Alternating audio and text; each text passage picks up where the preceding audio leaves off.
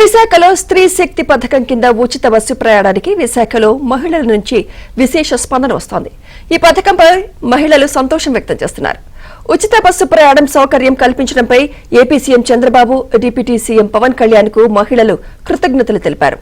విశాఖలోని మహిళా ప్రయాణికులతో మా ప్రతినిధి Ramakrishna face to face. August 15 నుంచి రాష్ట్రంలో ఉన్న మహిళలకు స్త్రీశక్తి పథకం కింద ఉచిత బస్సు ప్రయాణం కూడా కూటమి ప్రభుత్వం అమలు చేసింది. ఈ కార్యక్రమాన్ని కూడా విశాఖపట్నంలో ప్రారంభించారు. ఈ పథకానికి మహిళల నుంచి విశేష స్పందన వస్తుంది. మనం విశాఖపట్నం ఆర్టీసీ కాంప్లెక్స్ లో ఉన్నాం. ఈ పథకం మీద ఇక్కడ ఉన్న చాలా మంది మహిళలు ఉన్నారు. వారు మరి కాసేపట్లో బస్సు కూడా ఎక్కనున్నారు. ఇదే అంశంపై అడుగుదాం. మేడం, ఉచిత బస్సు ప్రయాణ విషయం మీకు తెలుసా లేదా? తెలుసు, ప్రజెంట్ అయితే తెలుసు. ఇప్పుడు మేము ఇంకా ఎక్కలేదు, ఎక్కితే అనుభవం అని చెప్పగలం. మేము మొత్తం 5 రకాల బస్సుల్లోని మహిళలు ఉచితంగానే వెళ్ళొచ్చు. మీరు ఏదైనా గుర్తింపు కార్డు, ఆధార్ కార్డు కానీ ఏదో తీసుకెళ్తే మీకు 0 టికెట్ కొడతారు. అవును, ఆధార్ ఓటర్ ఐడి కార్డు ఉంటే ఎక్స్ప్రెస్ నాన్ స్టాప్ అది ఎక్కొచ్చు అని చెప్పారు. ఇంకా మేము ఇంకా ఎక్కలేదు, ఎక్కితే తెలుస్తుంది. అంటే ఈ పథకం మహిళలకు ఉచితంగా ప్రవేశపెట్టడం పట్ల మీరు ఎలా ఫీల్ అవుతున్నారు? చాలా హ్యాపీగా ఫీల్ అవుతున్నామండి. మేడం చెప్పండి. మేడం, చాలా హ్యాపీగా ఫీల్ అవుతున్నాము. లేడీస్కి చాలా అనుకూలంగా ఉంది ఇది. అంటే మేమైతే హౌస్ వైఫ్, కానీ వర్కింగ్ ఉమెన్స్కి గట్రా చాలా బాగుంటుంది. అందుకే స్టూడెంట్స్కి దీనివల్ల చాలా ఆదా అవుతుందండి. డబ్బులు ఆదా అవుతాయి కదండి. అంటే ఎవరికి అవుతాయి, వాళ్ళకి చాలా అంటే డిమాండ్ జెంట్స్ మీద ఒక ఆధారపడకుండా కొంచెం వరకు ఫ్రీగా ఉండడం చాలా హ్యాపీగా ఉంది. మీకు ఎప్పుడు తెలిసింది ఈ పథకం అమలు? 15కే తెలిసింది, ఆగస్టు 15కే తెలిసింది. ఇది మేము ఫస్ట్ టైం ఇంకా ఎక్కుతున్నాం, ఇంకా ఎక్కలేదు.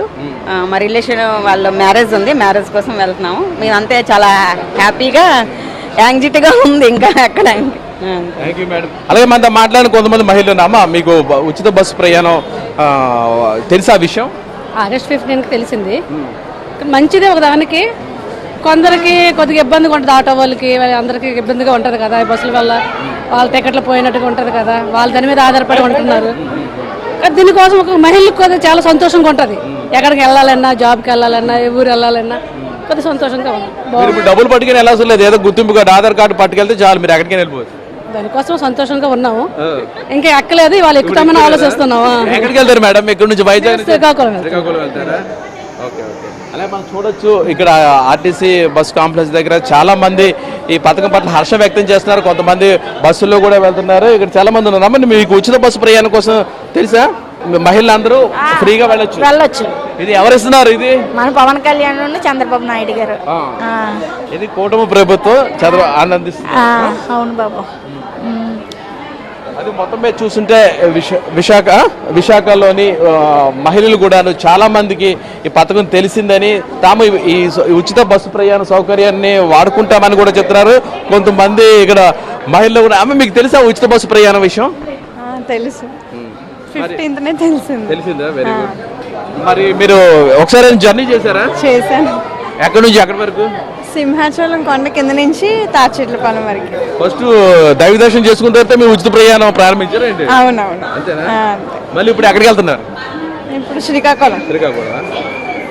కాదు, మీకు వెళ్ళినప్పుడు కండక్టర్ ఏం అడిగారు?